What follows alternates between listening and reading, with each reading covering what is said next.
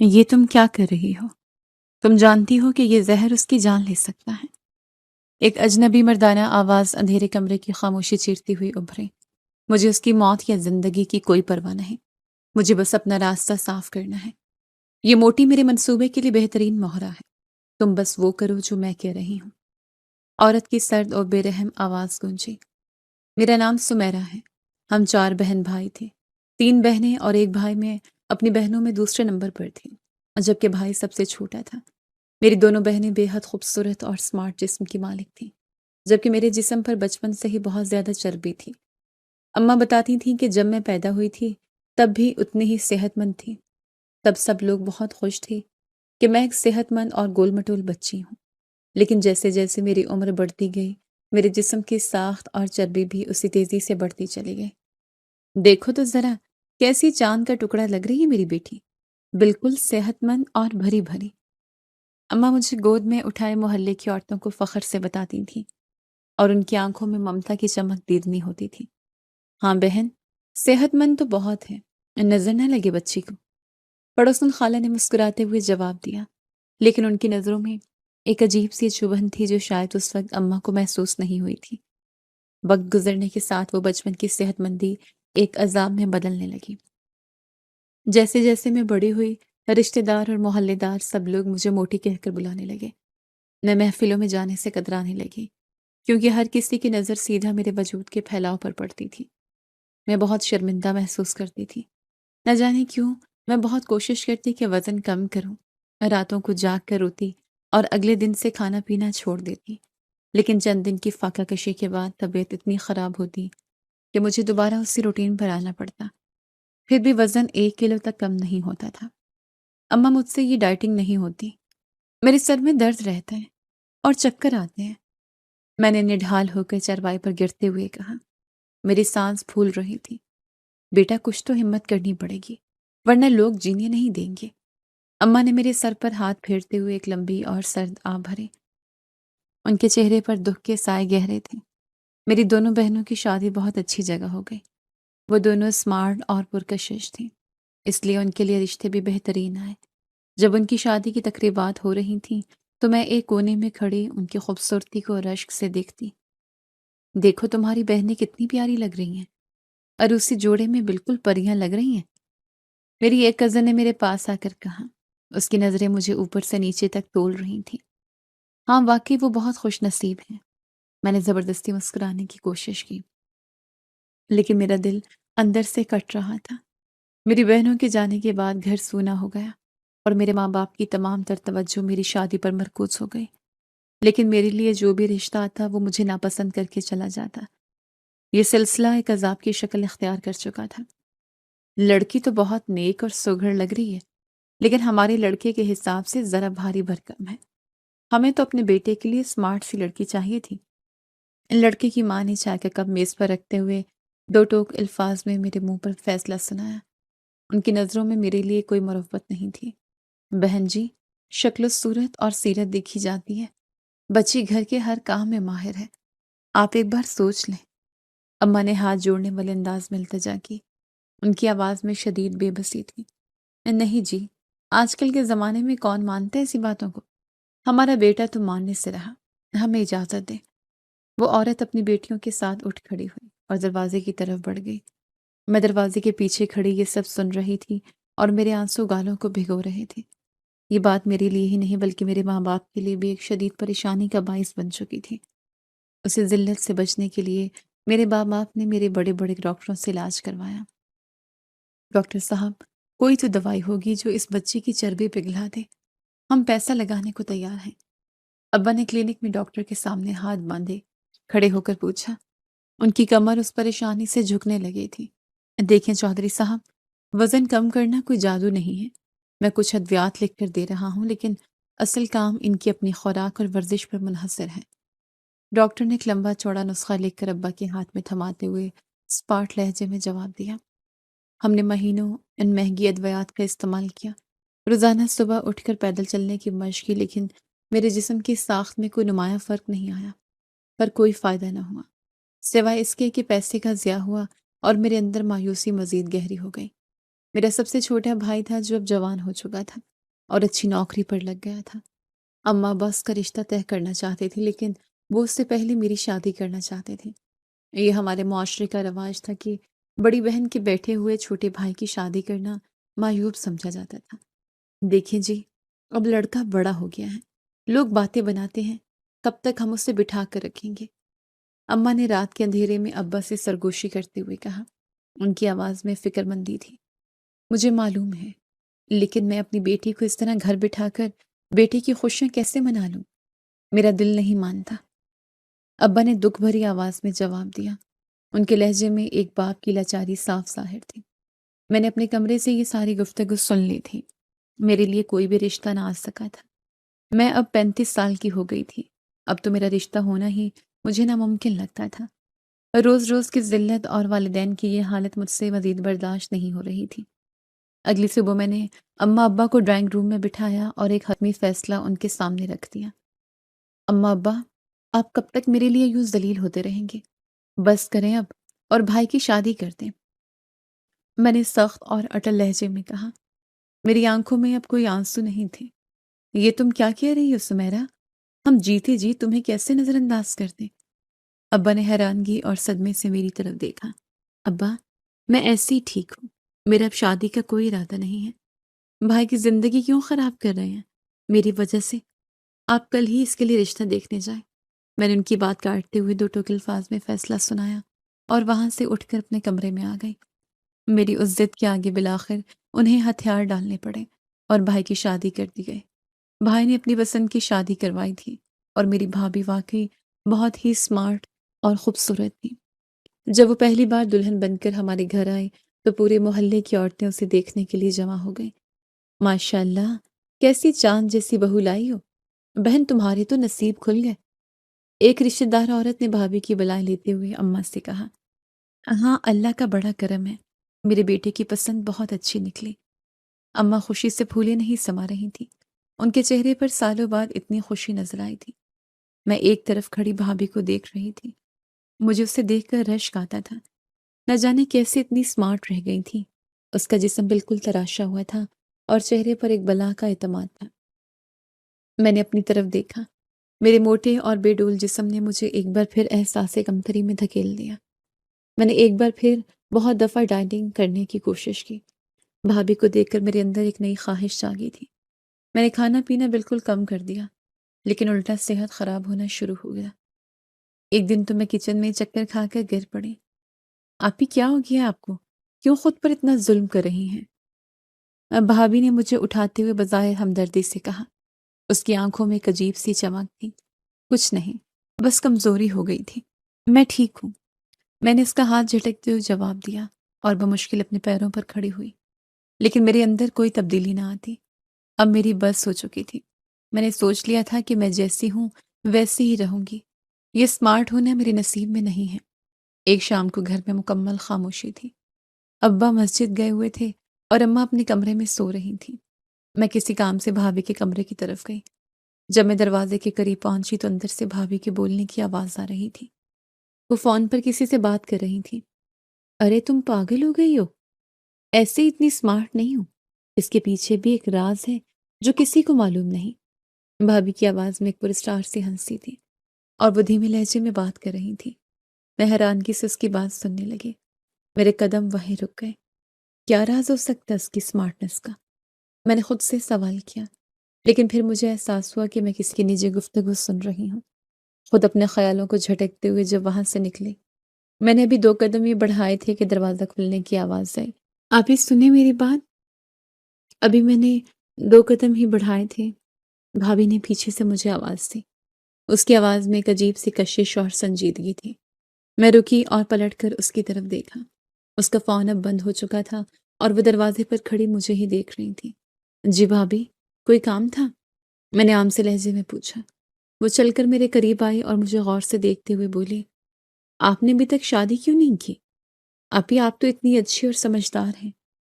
میں اس کے اس اچانک اور چبھتے ہوئے سوال پر ہلکی سی مسکرائی اور ایک سرد آہ بھر کر بولی، جانتی ہوں، آپ میرے جسم کی چربی کی وجہ سے میری شادی نہیں ہو سکتی، کیونکہ آج کل کے لوگ تو اسمارٹ لڑکیوں کو پسند کرتے ہیں۔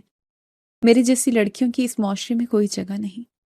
بھابھی نے میرے کندھے پر ہاتھ رکھا اور ایک گہری نظر مجھ پر ڈالتے ہوئے بولی، لیکن سمارٹ ہونا اتنا بھی ناممکن نہیں ہے، ابھی جتنا آپ نے سوچ لیا ہے۔ میں حیرانگی سے اس کی طرف دیکھنے لگی۔ اس کی آنکھوں میں ایک عجیب سا یقین تھا جو مجھے کنفیوز کر رہا تھا۔ میں بولی، میرے لیے بہت مشکل ہے، میں نے ہر طریقہ آزما کر دیکھ لیا ہے، دوائیاں، فاقے، ورزش، کچھ بھی مجھ پر اثر نہیں کرتا، تو وہ سب طریقے غلط ہوں گے۔ میں جو طریقہ بتاؤں گی اس سے آپ 1 مہینے میں دبلی ہو سکتی ہیں، آپ یقین کریں۔ وہ مسکراتے ہوئے پورے اعتماد سے بولی، وہ کیسے؟ یہ کیسے ممکن ہے؟ میں نے شدید حیرانگی اور بے یقینی سے اس کی طرف دیکھا۔ میرا دل زور سے دھڑکنے لگا تھا۔ وہ تھوڑا اور میرے قریب ہوئی اور سرگوشی کے انداز میں بولی، اگر میں ہر روز رات کو آپ کے ساتھ رہوں تو آپ 1 مہینے کے اندر دبلی ہو جائیں گی۔ میں آپ کو ایک ایسا طریقہ کرواؤں گی جو کبھی ناکام نہیں ہوتا۔ میں کچھ سمجھ نہیں پا رہی تھی کہ رات کو ساتھ رہنے سے وزن کا کیا تعلق ہے۔ میں نے الجھن بھرے لہجے میں پوچھا، رات کو ساتھ رہنے کا کیا مطلب ہے؟ بھابھی آپ کہنا کیا چاہتی ہیں؟ بھابھی نے ادھر ادھر دیکھا اور پھر انتہائی پرسرار اور دھیمے لہجے میں بولی، مطلب یہ کہ مجھے رات کا کچھ وقت آپ پر مکمل توجہ دینی ہوگی، لیکن اس کے لیے ایک شرط ہے۔ کیسی شرط؟ میں نے چونک کر پوچھا۔ شرط یہ ہے کہ تمہارے بھائی کو اس بات کا بالکل پتہ نہ چلے، اسے کچھ معلوم نہیں ہونا چاہیے کہ میں رات کو آپ کے کمرے میں ہوتی ہوں یا ہم کیا کر رہے ہیں۔ بھابھی کی آنکھوں میں ایک عجیب سی سختی آ گئی تھی اور اس کا لہجہ اب مشورے سے زیادہ ایک حکم لگ رہا تھا۔ میں نے اس کی شرط سن کر ایک دم پیچھے قدم ہٹایا اور شدید گھبراہٹ میں مبتلا ہو گئی۔ یہ کیسی عجیب اور ناممکن سی شرط تھی۔ اپنے ہی سگے بھائی سے اتنی بڑی بات چھپانا مجھے کسی طور گہوارہ نہ تھا۔ یہ آپ کیا کہہ رہی ہیں بھابھی؟ میں اپنے بھائی سے کیسے کچھ چھپا سکتی ہوں، اور وہ بھی اس کے اپنے گھر میں؟ یہ بالکل غلط ہے، میں نے قدرے اونچی آواز میں کہا۔ میرے ہاتھ سرد پڑ رہے تھے۔ جیسی آپ کی مرضی، میرا کام تو آپ کو ایک راستہ دکھانا تھا۔ اگر آپ کو ساری زندگی لوگوں کے تانے اور موٹی ہونے کا لیبل برداشت کرنا ہے تو شوق سے کریں۔ بھابھی نے انتہائی سرد مہری سے کندھے اچکائے اور منہ پھیر لیا۔ میں نے اس وقت اس سے مزید بات کرنا مناسب نہ سمجھا اور معذرت کر کے تیزی سے اس کے کمرے سے نکل آئی۔ لیکن جب رات کا اندھیرا چھایا اور میں اپنے بستر پر لیٹی تو نیند میری آنکھوں سے کوسوں دور تھی۔ کمرے کی چھت کو گھٹتے ہوئے میرے ذہن میں ماضی کی وہ تمام تلخ یادیں تازہ ہونے لگیں جو میری اس جسامت کی وجہ سے مجھے سہنی پڑی تھیں۔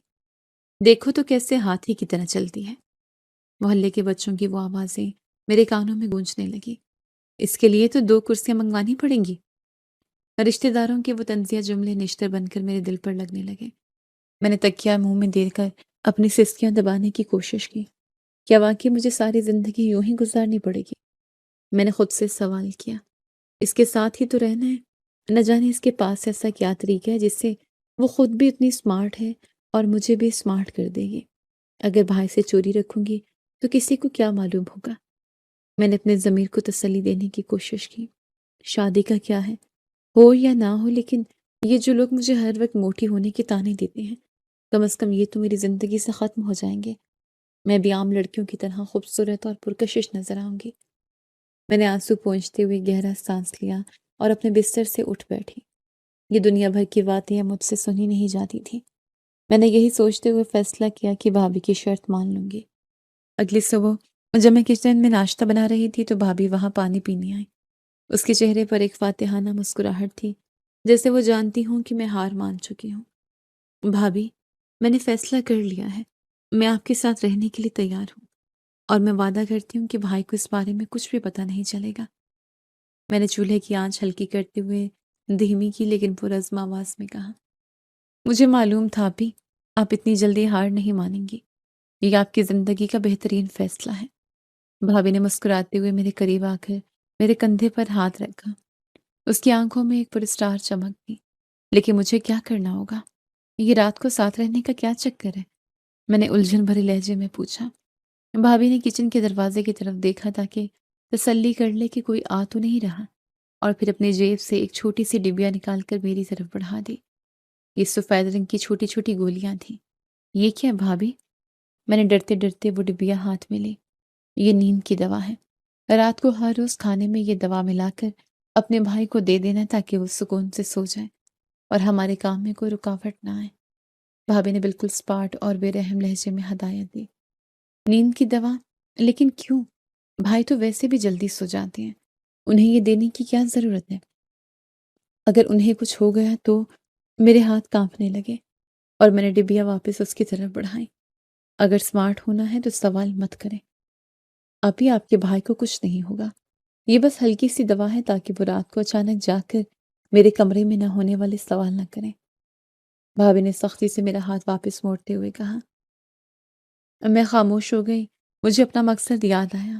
ہر روز بھائی اور بھابھی کا کھانے میں ہی ان کے کمرے میں پہنچ جاتی تھی، اس لیے یہ کام میرے لیے مشکل نہیں تھا، لیکن ایک بہن ہونے کے ناطے میں اپنے بھائی کو یوں دھوکے سے دوا دینا مجھے اندر سے کھا رہا تھا۔ رات کا وقت آیا، میں نے لرزتے ہاتھوں سے وہ گولی پیس کر بھائی کے سالن میں ملا دی۔ میرا دل زور زور سے دھڑک رہا تھا اور ماتھے پر پسینہ آ گیا تھا۔ میں نے ٹرے اٹھائی اور ان کے کمرے کی طرف چل پڑی۔ آ جاؤ آپی، آج تو بہت بھوک لگی ہے، بھائی نے مجھے دیکھتے ہوئے مسکراتے ہوئے کہا۔ وہ لیپ ٹاپ پر کچھ کام کر رہا تھا۔ میں نے خاموشی سے ٹرے میز پر رکھی، میری نظریں جھکی ہوئی تھیں، میں اس کی آنکھوں میں نہیں دیکھ پا رہی تھی۔ بھابھی کہاں ہیں؟ وہ کھانا نہیں کھائیں گی؟ بھائی نے ادھر ادھر دیکھتے ہوئے پوچھا۔ اس سے پہلے کہ میں کچھ کہتی واش روم کا دروازہ کھلا اور بھابھی باہر آ گئی۔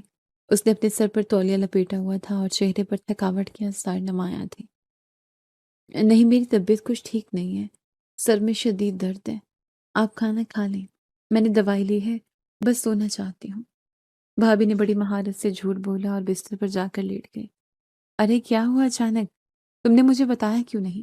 میں ڈاکٹر کے پاس لے چلتا ہوں، بھائی نے فکر مندی سے اس کی طرف دیکھتے ہوئے کہا۔ نہیں، بس تھکاوٹ ہے، آپ جلدی سے کھانا کھا کر سو جائیں، لائٹ بند کر دیجیے گا، بھابھی نے کروٹ بدلتے ہوئے کہا۔ بھائی نے میری طرف دیکھ کر کندھے اچکائے اور کھانا شروع کر دیا۔ میں وہیں کھڑے مجرموں کی طرح اسے نوالے توڑتے دیکھ رہی تھی۔ دوا اپنا اثر دکھانے لگی تھی۔ بمشکل کھانا ختم کرنے کے بعد بھائی نے برتن سائڈ پر کیا اور اس کی آنکھیں بوجھل ہونے لگی۔ پتہ نہیں آج اتنی شدید نیند کیوں آ رہی ہے، آپ یہ برتن صبح لے جائے گا، میں سو رہا ہوں، بھائی نے جمائی لیتے ہوئے کہا اور بستر پر گرتے ہی گہری نیند میں چلا گیا۔ میں نے سکون کا سانس لیا اور برتنوں کی ٹرے اٹھا کر اپنے کمرے میں آ گئی۔ چند ہی منٹ گزرے تھے کہ میرے کمرے کا دروازہ انتہائی آہستگی سے کھلا اور بھابھی اندر داخل ہو گئی۔ وہ سو گیا ہے، اب صبح تک نہیں اٹھے گا، بھابھی نے دروازہ اندر سے لاک کرتے ہوئے ایک سرد مسکراہٹ کے ساتھ کہا۔ اب مجھے کیا کرنا ہوگا بھابھی؟ میں نے بیڈ کے کنارے پر بیٹھتے ہوئے گھبرا کر پوچھا۔ کچھ خاص نہیں، بس آپ کو آرام کرنا ہے، میں نے کہا تھا نا کہ میں آپ کے ساتھ رہوں گی۔ بھابھی نے الماری سے خاص قسم کی بوتل نکالی جس میں کوئی مایا تھا۔ اس نے ایک گلاس میں وہ مایا ڈالا اور میری طرف بڑھا دیا۔ یہ پی لیں، یہ وہ خاص ڈرنک ہے جو آپ کے جسم کی چربی پگھلانے کا عمل شروع کرے گا۔ میں نے وہ گلاس پکڑا، اس کا ذائقہ قدرے کڑوا اور عجیب سا تھا۔ میں نے ناک بند کر کے اسے ایک ہی سانس میں پی لیا۔ اب لیٹ جائیں اور آنکھیں بند کر لیں، بھابھی نے میرے سر پر ہاتھ پھیرتے ہوئے کہا۔ اس کی آواز اب مجھے دور سے آتی ہوئی محسوس ہو رہی تھی۔ میں نے بستر پر سر رکھا اور مجھے محسوس ہوا جیسے میرے ارد گرد کی دنیا گھوم رہی ہے۔ بھابھی کے کمرے میں آتے ہی اور وہ ڈرنک پیتے ہی مجھے ایک عجیب سی غنودگی اور گہری نیند نے اپنی لپیٹ میں لے لیا۔ مجھے بالکل بھی پتہ نہ چلا کہ اس کے بعد بھابھی نے میرے ساتھ کیا کیا اور وہ پوری رات میرے کمرے میں کس حالت میں رہی۔ جب صبح میری آنکھ کھلی تو کمرے میں دھوپ آ چکی تھی، میرے سر میں ہلکا سا درد تھا اور جسم میں عجیب سی تھکاوٹ کا احساس تھا۔ میں نے ادھر ادھر دیکھا تو بھابھی میرے بستر کے پاس ہی کرسی پر بیٹھی موبائل استعمال کر رہی تھی۔ اٹھ گئی آپ ہی؟ کیسی نیند آئی؟ بھابھی نے موبائل سائڈ پر رکھتے ہوئے ایک پرجوش لہجے میں پوچھا۔ بہت گہری نیند تھی، مجھے تو کچھ ہوش ہی نہیں رہا، لیکن میرے جسم میں درد کیوں ہے؟ میں نے کراہتے ہوئے بستر سے اٹھنے کی کوشش کی۔ یہ تو دوا کا اثر ہے، چربی پگھل رہی ہے نا، اب جلدی سے اٹھیں اور اپنا وزن کریں۔ بھابھی نے مجھے بازو سے پکڑ کر کھڑا کیا اور کمرے کے کونے میں رکھی وزن کرنے والی مشین کی طرف لے گئی۔ میں دھڑکتے دل کے ساتھ مشین پر کھڑی ہوئی۔ جب میں نے نیچے میٹر پر نظر ڈالی تو میری حیرت کی انتہا نہ رہی۔ میرا وزن واقعی پہلے سے کم تھا۔ میں نے اپنی آنکھوں کو مل کر دوبارہ دیکھا۔ یہ کیا بھابھی، یہ تو 2 کلو وزن کم دکھا رہا ہے، صرف ایک رات میں یہ کیسے ممکن ہے؟ میں نے خوشی اور حیرت کے ملے جلے جذبات کے ساتھ چیختے ہوئے کہا۔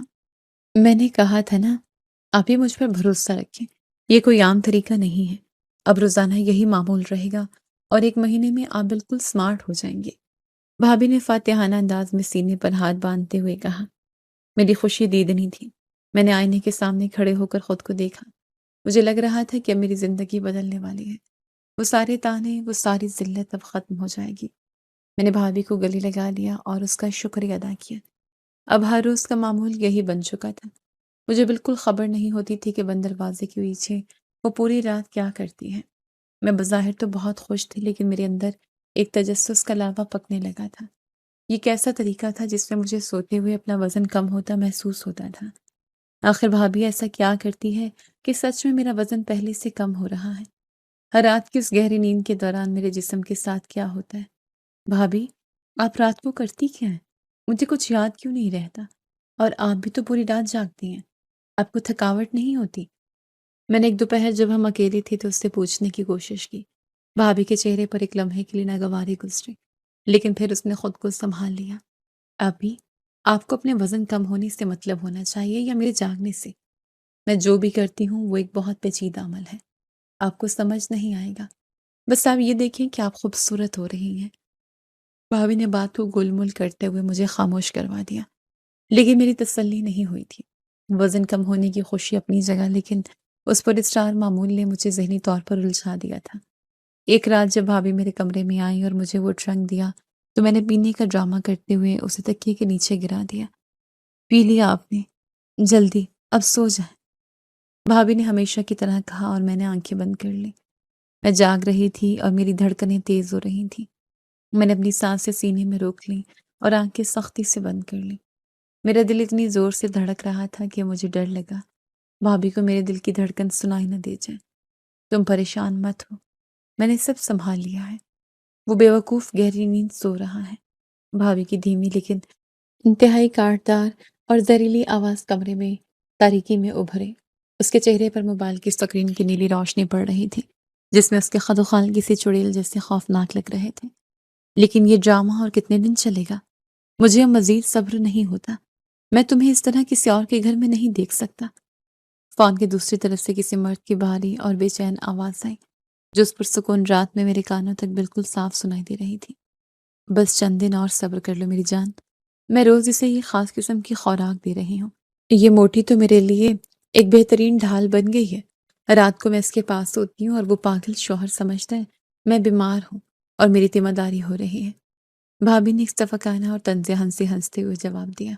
اس کے لہجے میں میرے اور میرے معصوم بھائی کے لیے کھلی حقارت اور نفرت عیاں تھی۔ میں سکتے میں آ گئی۔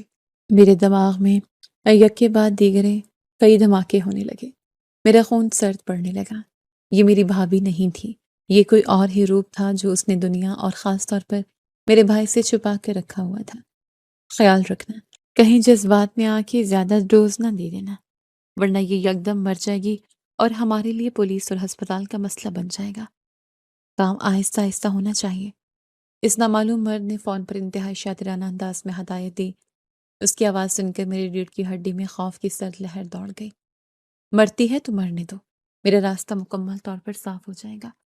میں ویسے بھی اس درمیانی طبقے کے منحوس گھر اور ان کی چھوٹی سوچ سے تنگ آ چکی ہوں۔ بس تم جلدی سے ویزے کا بندوبست کرو، پھر ہم یہاں سے نکل جائیں گے۔ بھابی نے انتہائی برحمی اور شکافت قلبی سے کہا اور فون کاٹ دیا۔ میں نے خوف کے مارے اپنے ہاتھ مٹھیوں میں بھینچ لیے اور دانتوں تلے اپنی زبان دبا لی تاکہ میری کوئی چیخ نہ نکل جائے۔ وہ اپنے بستر کی طرف مڑی۔ میں نے فوراً سونے کی اور گہری سانسیں لینے کی اداکاری شروع کر دی۔ بھابی نے اپنے دراز سے کیپسول نکالا اور میرے قریب آ کر زبردستی میرا جبڑا دبا کر منہ کھولا اور وہ کیپسول میرے حلق میں اتار دیا۔ اوپر سے اس نے بے دردی سے پانی ڈال دیا۔ پانی کے کچھ قطرے میرے ناک اور سانس کی نالی میں گئے اور میں بری طرح کھانسنے لگی۔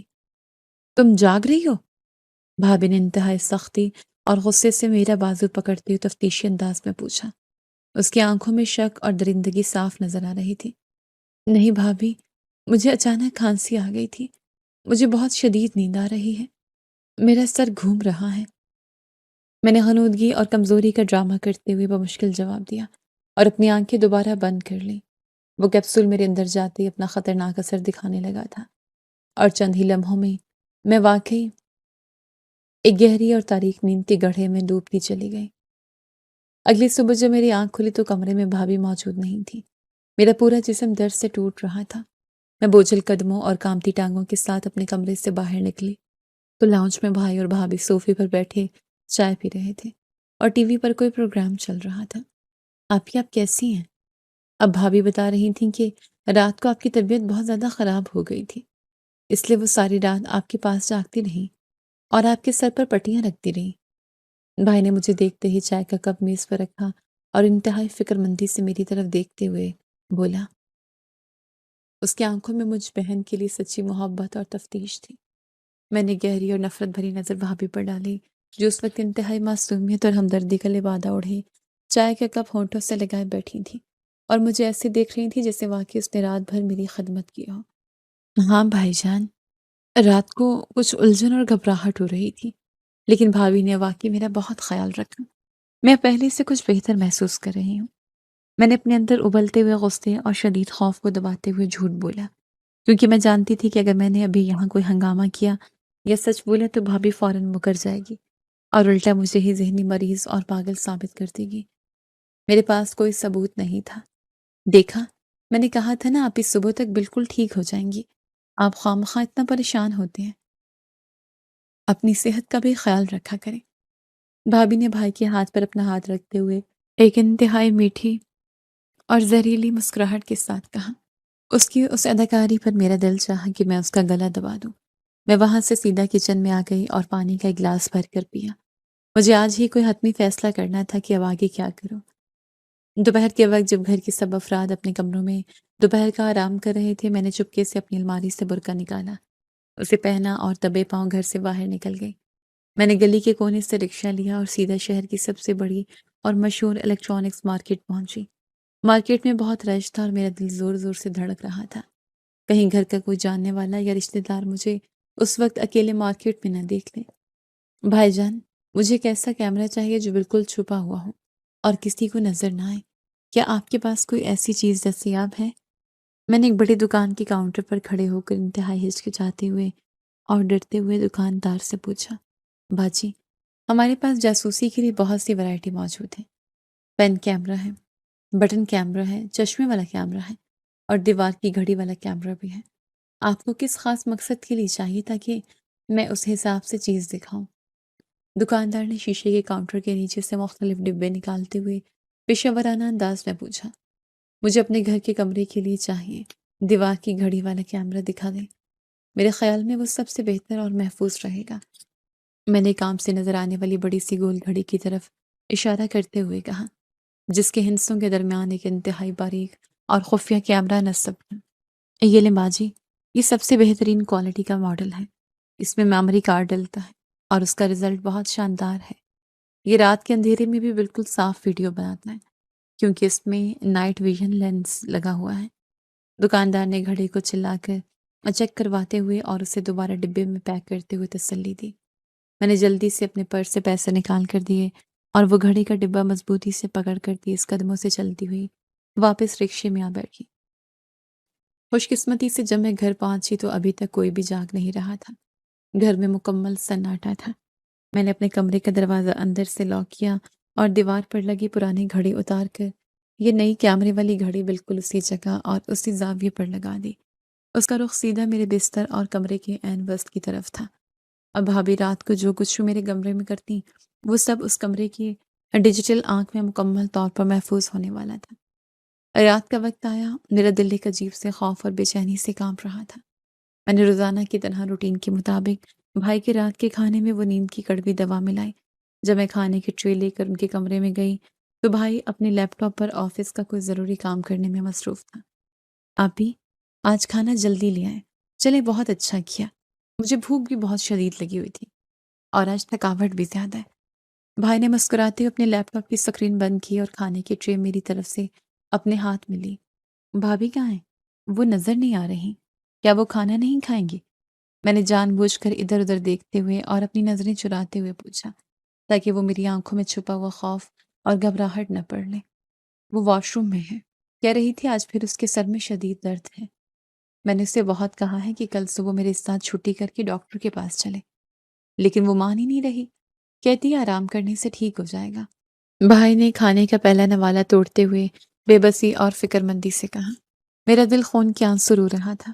میرا معصوم اور بھولا بھائی اس ناگن کی زہریلی چالوں سے بالکل بے خبر تھا، جو اس کی زندگی کو دیمک کی طرح اندر سے چاٹ رہی تھی۔ میں خاموشی سے وہاں سے نکل آئی اور اپنے کمرے میں آ کر بستر پر لیٹ گئی اور انتظار کرنے لگی۔ کچھ ہی دیر بعد میرے کمرے کا دروازہ کھلنے کی ہلکی سی چڑچڑاہٹ کی آواز آئی اور بھابھی دبے پاؤں کمرے میں داخل ہوئی۔ اس نے حسب معمول سب سے پہلے دروازہ اندر سے لاک کیا اور سیدھا میری طرف آئی۔ میں نے اپنی آنکھیں سختی سے بند کر لیں، لیکن میری تمام تر توجہ سامنے دیوار پر لگی اس نئی گھڑی پر تھی، جس کا پوشیدہ کیمرہ اس وقت آن تھا اور سب کچھ ریکارڈ کر رہا تھا۔ اٹھیں آپ ہی، جلدی کریں، آپ کی دوائی کا وقت ہو گیا ہے۔ بھابھی نے مجھے انتہائی درشتی سے کندھے سے ہلا کر اٹھایا۔ اس کے لہجے میں آج روایتی مٹھاس بھی نہیں تھی۔ میں نے آنکھیں کھولیں اور اس کی طرف دیکھا۔ وہ اپنے ہاتھ میں ایک کانچ کا گلاس پکڑے میرے سرہانے کھڑی تھی، جس میں وہ انتہائی بدبودار اور کڑوا مایا موجود تھا۔ میں نے بغیر کوئی سوال کیے یا مزاحمت کیے وہ گلاس اس کے ہاتھ سے لیا اور اسے ایک ہی سانس میں پی لیا۔ مجھے اپنی جان پر کھیل کر یہ قربانی دینی تھی تاکہ میں اس کی اصلیت دنیا اور اپنے بھائی کے سامنے لا سکوں۔ دوائی حلق سے نیچے اترتے ہی میرا سر بھاری ہونے لگا اور آنکھوں کے آگے اندھیرا چھانے لگا۔ اگلی صبح جب میری آنکھ کھلی تو کمرے کی کھڑکی سے تیز دھوپ اندر آ رہی تھی۔ کمرے میں میرے علاوہ کوئی نہیں تھا۔ میں ہمت کر کے اٹھی اور لڑکھڑاتے قدموں کے ساتھ سیدھا دروازے کی طرف گئی۔ میں نے احتیاطاً اسے دوبارہ اندر سے لاک کیا۔ میں نے جلدی سے اپنی الماری کھولی اور وہاں کپڑوں کے نیچے چھپا کر رکھا ہوا اپنا لیپ ٹاپ نکالا، اسے آن کیا اور میموری کارڈ اس میں لگا دیا۔ میرا دل اتنی زور سے میرے سینے سے ٹکرا رہا تھا کہ مجھے اپنا سینہ پھٹتا ہوا محسوس ہو رہا تھا۔ سانس لینا بھی دشوار لگ رہا تھا۔ میں نے کانپتی انگلیوں سے ماؤس چلایا، ویڈیو کا فولڈر اوپن کیا اور رات کی تاریخ اور وقت والی فائل پر کلک کر دیا۔ ویڈیو شروع ہوئی۔ یہ black and white night vision کیمرے کی ریکارڈنگ تھی، جس میں اندھیرے کے باوجود سب کچھ بالکل صاف اور واضح نظر آ رہا تھا۔ ویڈیو میں بھابھی میرے بستر کے پاس کھڑی تھی اور میں بستر پر مردوں کی طرح بے ہوش پڑی تھی۔ بھابھی نے اپنے دوپٹے کے پلو سے بندھی ہوئی ایک چھوٹی سی پلاسٹک کی تھیلی نکالی جس میں کوئی سفید رنگ کا پاؤڈر تھا۔ اس نے میز پر رکھا ہوا پانی کا آدھا بھرا ہوا جگ اٹھایا اور اس تھیلی کا سارا پاؤڈر اس پانی میں ملانا شروع کر دیا۔ وہ چمچ سے اسے زور زور سے ہلا رہی تھی۔ تو سمجھتی ہے تو اسمارٹ ہو رہی ہے اور دنیا تجھے پسند کرے گی؟ تو موت کے اندھے منہ میں جا رہی ہے، بے وقوف اور موٹی عورت۔ ویڈیو میں بھابھی کی انتہائی سرد اور زہریلی آواز ابھری۔ وہ مجھ سے مخاطب تھی، حالانکہ میں بے ہوش پڑی تھی۔ اس کے چہرے پر ایک شیطانی مسکراہٹ تھی۔ اس کے بعد بھابھی نے اپنا موبائل فون نکالا اور اسکرین پر انگلیاں چلا کر کسی کو ویڈیو کال ملانی۔ کیمرے کا رخ اس کی طرف تھا کہ موبائل کی اسکرین براہ راست نظر نہیں آ رہی تھی، لیکن فون کے اسپیکر سے آنے والی آواز بالکل واضح اور صاف تھی۔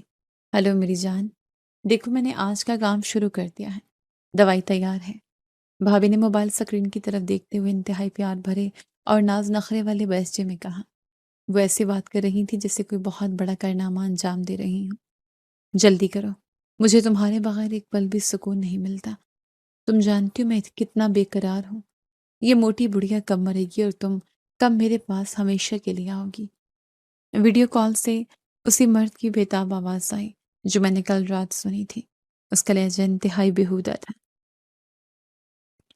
بس بہت جلد، یہ جو پاؤڈر تم نے مجھے لا کر دیا ہے نا، یہ اندر ہی اندر اس کے گردے اور جگر مکمل طور پر ختم کر رہا ہے۔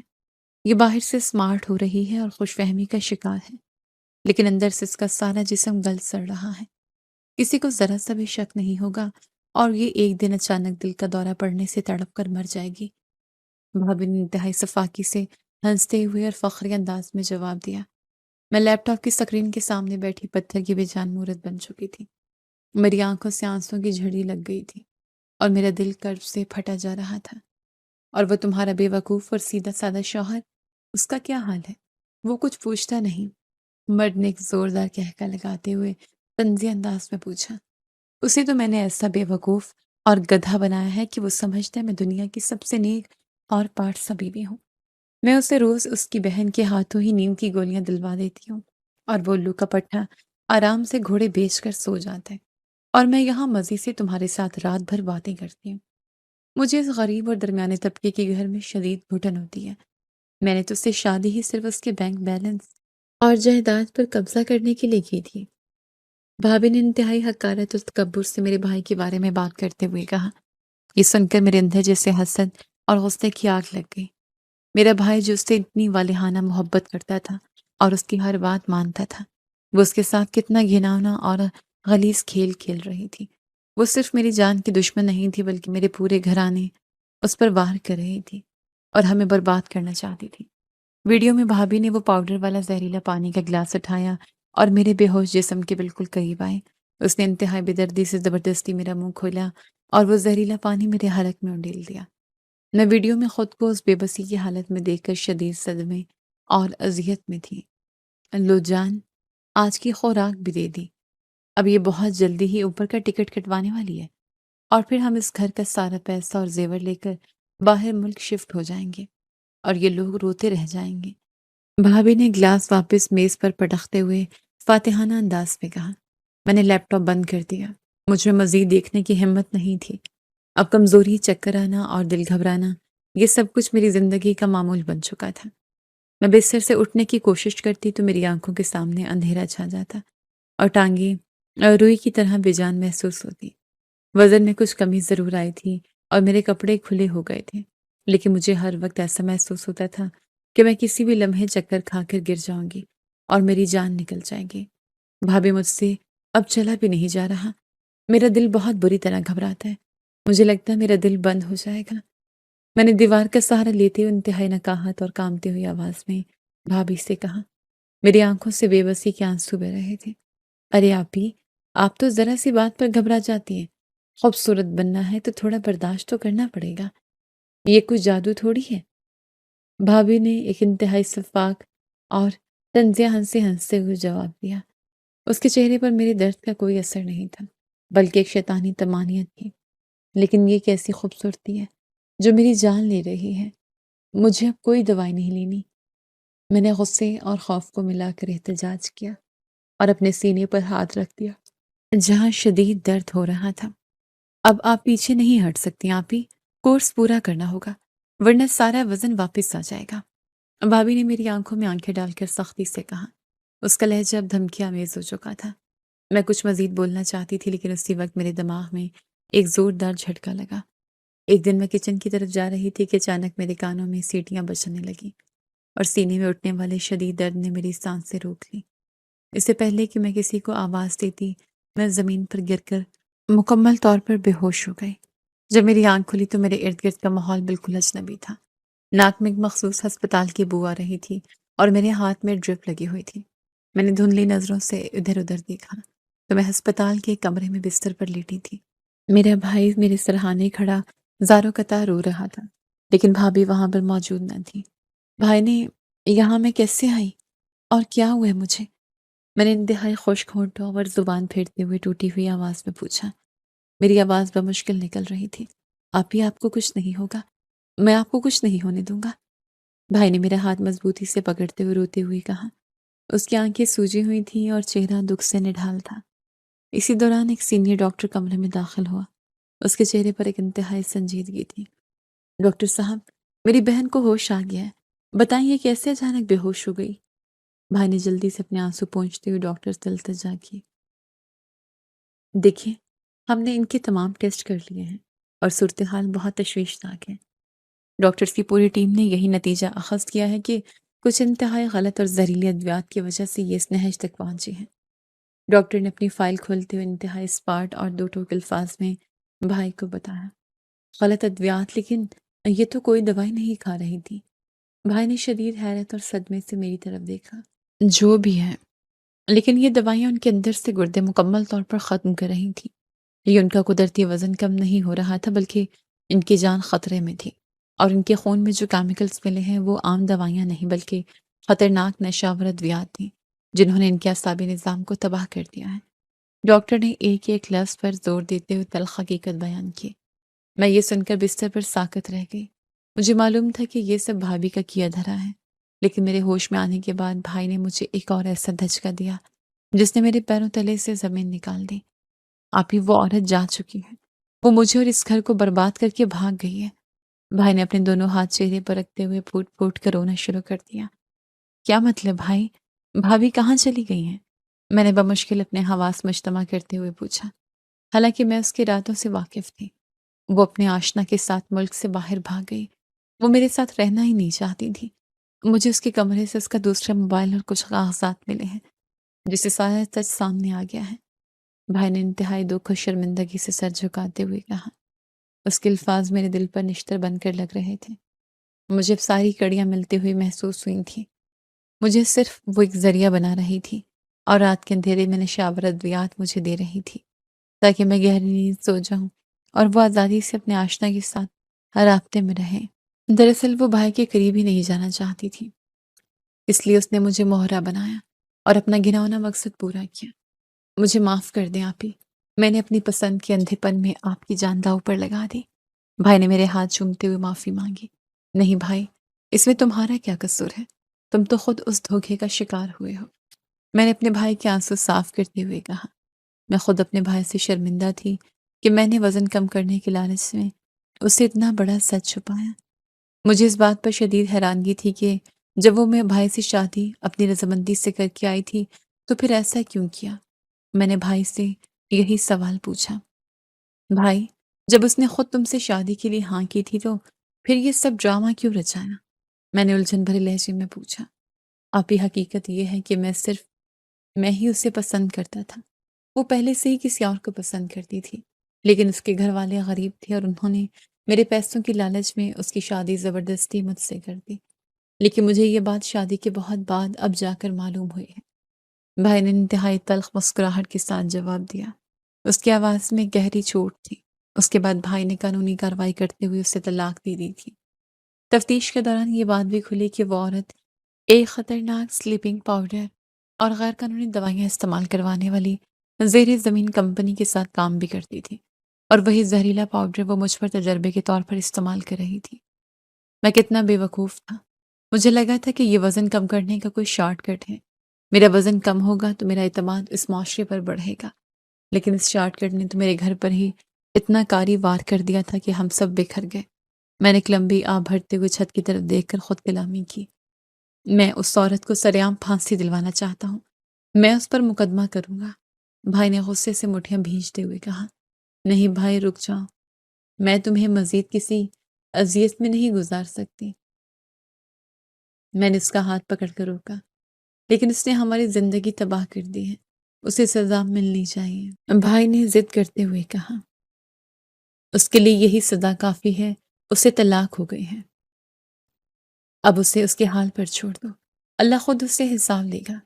میں نے انتہائی پرسکون اور فیصلہ کن لہجے میں کہا۔ میرے دل میں اب اس کے لیے کوئی غصہ نہیں تھا، بلکہ ایک سبق تھا۔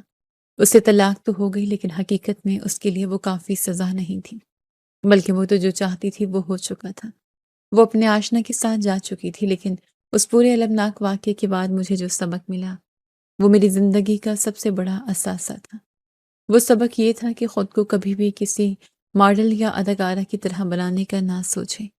میں نے ہسپتال سے گھر آنے کے بعد سب کچھ چھوڑ دیا۔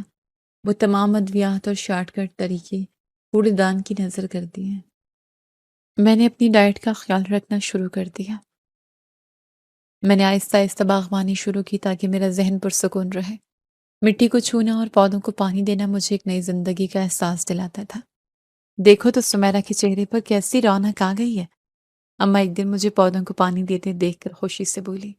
ہاں اماں، میں نے اب نارمل کھانا کھایا ہے اور خود کو ویسی قبول کر لیا ہے جیسی میں ہوں۔ میں نے مسکراتے ہوئے جواب دیا۔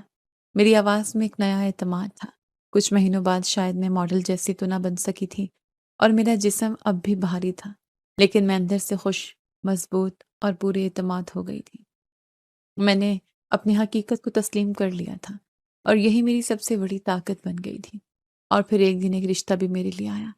وہ شخص پہلے سے شادی شدہ تھا، لیکن اس کی بیوی کسی بیماری کے باعث انتقال کر چکی تھی اور اس کا ایک چھوٹا سا بچہ تھا۔ ہمیں آپ کی بیٹی جیسی بھی ہے منظور ہے۔ ہمیں گھر سنبھالنے والی ایک سگھڑ اور سمجھدار لڑکی چاہیے جو میرے پوتے کو ماں کا پیار دے سکے۔ اس شخص کی والدہ نے میرے والدین کے سامنے انتہائی عزت اور احترام سے بات کی۔ اس گھر میں قدم رکھتے ہی مجھے پوری فیملی مل چکی تھی۔ وہ چھوٹا سا بچہ پہلے ہی دن مجھ سے مانوس ہو گیا اور اس نے مجھے ماں کا درجہ دے دیا۔ میں اپنی اس نئی زندگی میں بے حد خوش تھی۔ میرے شوہر ایک بہت ہی سمجھدار اور باشعور انسان ہے۔ تم جیسی ہو میرے لیے بالکل پرفیکٹ ہو۔ مجھے تمہارے اخلاق اور سیرت سے محبت ہے، تمہاری جسامت سے نہیں۔ میرے شوہر نے شادی کے کچھ دن بعد میرا ہاتھ تھام کر انتہائی محبت اور سنجیدگی سے کہا۔ ان کی آنکھوں میں سچائی تھی۔ میرے شوہر نے کبھی مجھے اس بات پر پریشرائز نہیں کیا کہ میں اپنا وزن بہت کم کروں یا کسی اور کی طرح نظر آؤں۔ ہمارا معاشرہ لڑکیوں کو ان کی جسامت کے حوالے سے انتہائی غیر ضروری پریشر دیتا ہے، جس سے بچنے کے لیے لڑکیاں شارٹ کٹ کا سہارا لیتی ہیں، اور فوری وزن کم کرنا جان لیوا اور خطرناک ہوتا ہے۔ خود پہ اعتماد دنیا کی سب سے بڑی خوبصورتی ہے، اور قدرتی طور پر اچھی ڈائٹ لینا ہی وہ سب سے بہتر راستہ ہے جو آپ کو صحت مند رکھتا ہے۔ آرائشی اور مصنوعی خوبصورتی کے پیچھے بھاگنے کی بجائے اپنی قدرتی صحت کی حفاظت کریں۔ سچی خوبصورتی انسان کی سیرت اور اس کے اعتماد میں چھپی ہوتی ہے ظاہری خد و خال میں نہیں۔